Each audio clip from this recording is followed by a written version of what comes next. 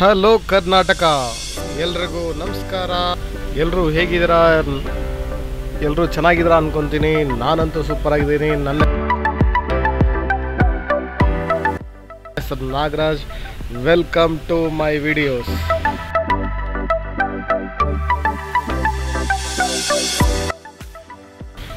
ನೀವಿವಾಗ ನೋಡುತ್ತಿರುವುದು ವರ್ತೂರಿನ ರಸ್ತೆಯ ಅಗಲೀಕರಣ ಕಾಮಗಾರಿ.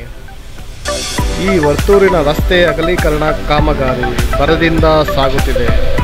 ನಮ್ಮ ರಾಜ್ಯ ಸರ್ಕಾರದಿಂದ ಕಟ್ಟಡದ ಮಾಲೀಕರಿಗೆ ಹಣವನ್ನು ಬಿಡುಗಡೆ ಮಾಡಿಕೊಡಲಾಗಿದೆ. ಶೇಕಡ 70ರಷ್ಟು ಕಟ್ಟಡದ ಮಾಲೀಕರಿಗೆ ಹಣವನ್ನು ಬಿಡುಗಡೆ ಮಾಡಿಕೊಡಲಾಗಿದೆ. ಸುಮಾರು 30ರಷ್ಟು ಕಟ್ಟಡದ ಮಾಲೀಕರಿಗೆ ಹಣ ಬಿಡುಗಡೆ ಮಾಡುವುದು ನಿಧಾನಗತಿಯಲ್ಲಿ ಸಾಗಿದೆ.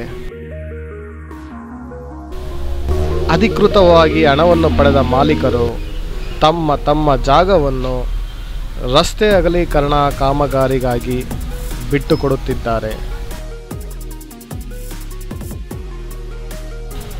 ಈ ರಸ್ತೆಯಲ್ಲಿ ಪ್ರತಿದಿನ ಸರಿಸುಮಾರು 10,000ದಿಂದ 12,000 ವಾಹನಗಳು ಚಲಿಸುತ್ತದೆ. ಈ ರಸ್ತೆಯಲ್ಲಿ ಪ್ರತಿಷ್ಠಿತ ಅಪಾರ್ಟ್ಮೆಂಟ್ಗಳಾದ Sobha dream makers, prestige lake side habitat, ಕ್ಯಾಂಡಲರ್ ಈ ತರಹದ ಹಲವಾರು ಅಪಾರ್ಟ್ಮೆಂಟ್ಗಳು ತಲೆ ಎತ್ತಿ ನಿಂತಿದೆ. ಈ ತರಹದ ಒಂದೊಂದು ಅಪಾರ್ಟ್ಮೆಂಟ್ನಲ್ಲೂ ಸರಿಸುಮಾರು 500ರಿಂದ 800 ಫ್ಲ್ಯಾಟ್ಸ್ ಇರುವ ಬಗ್ಗೆ ಮಾಹಿತಿ ಇದೆ.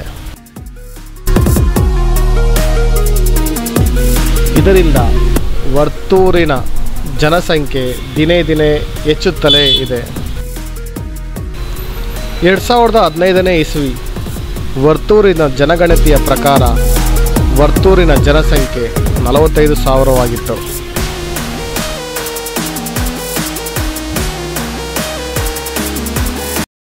ಈಗ ದಿನೇ ದಿನೇ ಬೆಳೆಯುತ್ತಿರುವ ಅಂದರೆ ಈಗಿನ ಪರಿಸ್ಥಿತಿ ಎಂದರೆ 2024 ಜನಗಣತಿಯ ಆಧಾರದ ಮೇಲೆ ವರ್ತೂರಿನ ಜನಸಂಖ್ಯೆ 2 ಲಕ್ಷ ಆಸುಪಾಸು ಎಂದು ಊಹಿಸಲಾಗುತ್ತದೆ.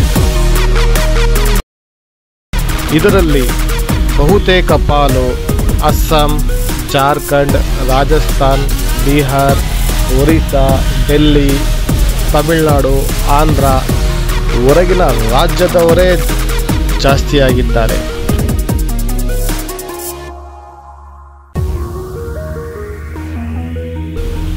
ಈ ರಸ್ತೆ ಅಗಲೀಕರಣದಿಂದ ಬಹು ವರ್ಷಗಳ ಸಮಸ್ಯೆಯಾಗಿದ್ದ ವರ್ತೂರಿನ ಟ್ರಾಫಿಕ್ ಸಮಸ್ಯೆ ದೂರವಾಗಲಿದೆ.